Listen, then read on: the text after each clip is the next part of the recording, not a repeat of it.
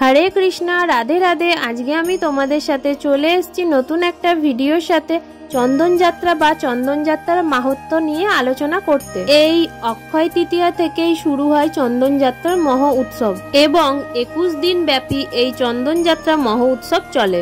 এই 21 দিন ব্যাপী ভগবানকে সুশীতল চন্দন লেপন করা হয়। এই চন্দন হচ্ছে অত্যন্ত সুগন্ধিযুক্ত, ভগবানের অত্যন্ত প্রিয়, আর এই চন্দন হচ্ছে ভগবানকে শীতলতা প্রদান করে। আর এই চন্দনের অনেক গুণ রয়েছে। এই অক্ষয় তৃতীয়া থেকে যে চন্দন যাত্রা শুরু হয় আর এই চন্দন যাত্রার কি মাহাত্ম্য রয়েছে সেটাই এই ভিডিওতে আলোচনা করব।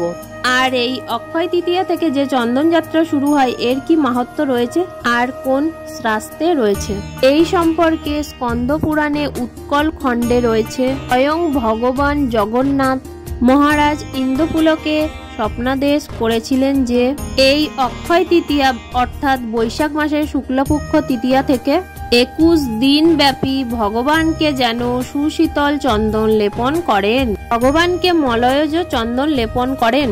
এবং ভগবানের আদেশ অনুযায়ী কিন্তু ইন্দ্রধনু মহারাজ খুব সুন্দরভাবে এই আদেশ পালন করেছিলেন এবং 21 দিন ব্যাপী জগন্নাথ, বলরাম, সুভদ্রা মহারানীকে খুব সুন্দরভাবে চন্দন লেপন করেছিলেন। এবং সেই থেকে আজ অবধি পর্যন্ত প্রত্যেক বছরই শ্রীক্ষেত্র পুরীধামে এই চন্দন যাত্রার মহা উৎসব পালন করা হয়। ভগবান জগন্নাথের মস্তক, উদর এবং 2 বাহু এবং নাসিকায় এই সুশীতল চন্দন লেপন করা হয়। এক্ষেত্রে যে চন্দন প্রস্তুত করা হয় অর্থাৎ চন্দন ঘষে যে চন্দন লেপন করার জন্য প্রস্তুত করা হয়, সেক্ষেত্রে ভগবানকে নিবেদন করার জন্য আরো কিছু চন্দনের সাথে বেশ কিছু সুগন্ধি ব্যবহার করা হয়, যেমন অগুরু রয়েছে, কর্পূর রয়েছে, জায়ফল রয়েছে, কেশর রয়েছে। এই সকল দ্রব্যগুলো চন্দনের সাথে বেটে খুব সুন্দরভাবে চন্দন লেপনের জন্য প্রস্তুত করা হয় এবং খুব সুন্দরভাবে ভগবানের শ্রী অঙ্গে চন্দন লেপন করা হয়ে থাকে। তোমরা তোমাদের বাড়িতে সামর্থ্য অনুযায়ী সামান্য পরিমাণে অগুরু, কর্পূর, জায়ফল সবকিছু দ্রব্য নিয়ে চন্দনের সঙ্গে বেটে ভগবানের শ্রী অঙ্গে লেপন করতে পারো। তোমরা তোমাদের নিকটবর্তী দোকানে বা বাজারে বা গোপাল মন্দিরে এই অগুরু সুগন্ধিযুক্ত দ্রব্য পেয়ে যেতে পারো। আর তোমাদের সামর্থ্য যদি না থাকে তোমরা তাহলে ভগবানকে শুধু চন্দন লেপন করে অর্পণ করতে পারো। এবং পুরীধামে জগন্নাথ দেবের বিজয় বিগ্রহ এবং মদন মোহন বিগ্রহ এই 21 দিন ব্যাপী ভগবানকে সুসজ্জিতভাবে শৃঙ্গার করা হয়ে থাকে এবং প্রত্যেকটি মন্দিরে শ্রীক্ষেত্র, পুরীধাম, বৃন্দাবন, মায়াপুর, প্রত্যেকটি ইস্কন মন্দিরে বা গোপাল মন্দিরে বা কৃষ্ণ মন্দিরে ভগবানকে 21 দিন 21টি বেশে সুসজ্জিতভাবে সাজানো হয়ে থাকে। শ্রীক্ষেত্র পুরীধামে জগন্নাথ দেবের বিগ্রহকে এবং মদন মোহনের বিগ্রহকে খুব সুন্দরভাবে সুসজ্জিত করা হয়ে থাকে।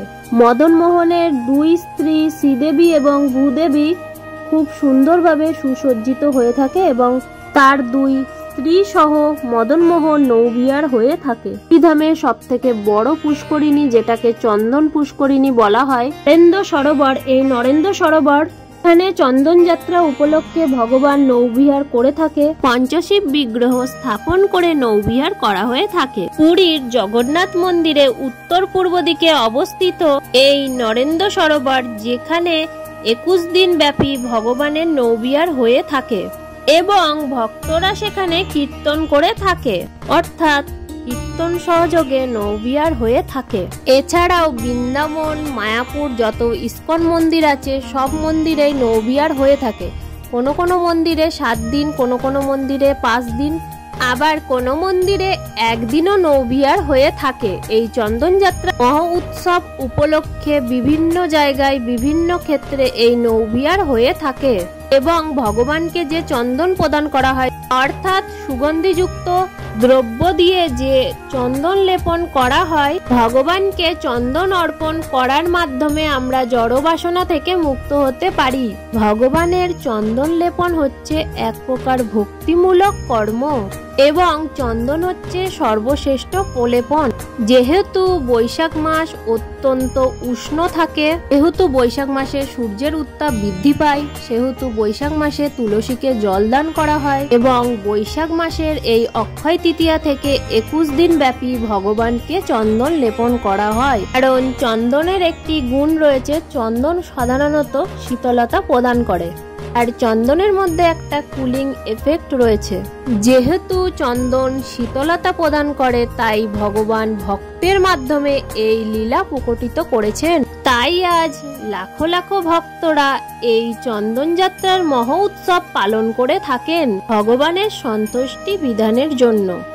বৃন্দাবন, মায়াপুর প্রত্যেকটা ইস্কন মন্দিরে এই 21 দিন ব্যাপী যে ভগবানকে 21টি বেশে শৃঙ্গার করা হয়, আমরা যে আগেই বলেছি কর্পূর, অগুরু এ সমস্ত সুগন্ধিযুক্ত দ্রব্য ভগবানকে অর্পণ করা হয়, তা গরুড় পুরাণে উল্লেখ রয়েছে।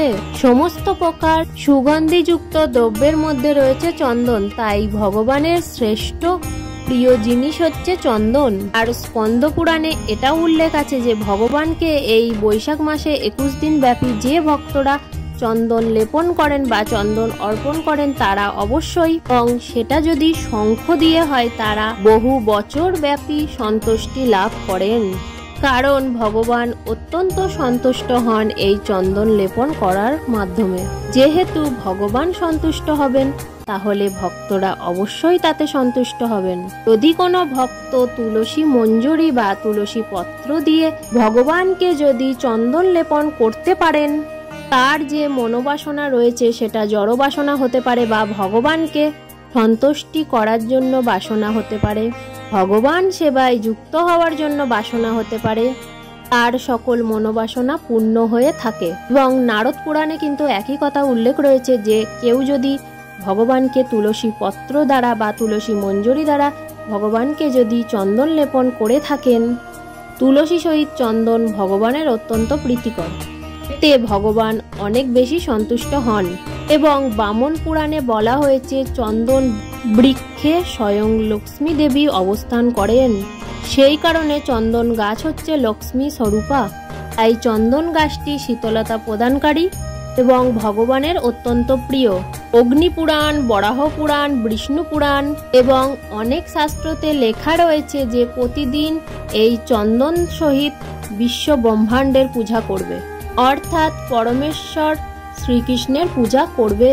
সেই জন্য আমাদের নিত্য প্রয়োজনীয় প্রত্যেক দিনই পূজাতে চন্দনের ব্যবহার রয়েছে এবং প্রত্যেকটি মন্দিরে বা ভক্তদের বাড়িতে চন্দন দ্বারা ভগবানের পূজা করে থাকেন।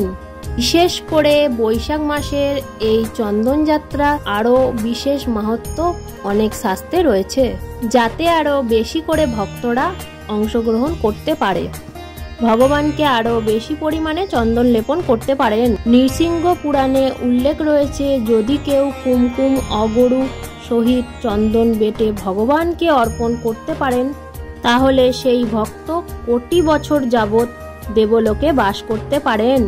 বিষ্ণু পুরাণে বলা হয়েছে যদি কেউ চন্দন ভগবানের শ্রীঅঙ্গে লেপন করেন, অর্থাৎ ভগবানের শ্রীঅঙ্গে চন্দন লেপন করার পর যদি কোনো ভক্ত তালপাতার পাখা দিয়ে ভগবানকে বাতাস দিয়ে শীতলতা প্রদান করেন, তাহলে সেই বংশের কাউকে আর যমালয়ে যেতে হয় না, অর্থাৎ সেই বংশের কাউকে নরকে যেতে হয় না।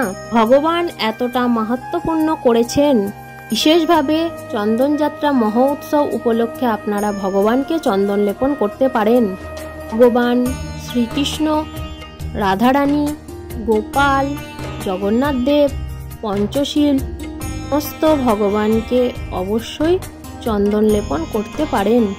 বিশেষ করে ভগবানের মুখমণ্ডলে 2 হাতে উদরে চন্দন লেপন করতে পারেন। ভগবানকে চন্দন লেপন করার পরে আপনাদের গুরুদেবকে মুখমণ্ডলে বা ললাটে চন্দন লেপন করতে পারেন। তো এইভাবেই শাস্ত্রে অনেক চন্দন লেপনের মাহাত্ম্য রয়েছে। যেহেতু চন্দন হচ্ছে গন্ধদ্রব্য, ভগবানের শ্রীঅঙ্গে লেপন করা হয়, তাই এই উৎসবকে অনেকেই গন্ধলেপন যাত্রা বলে থাকেন।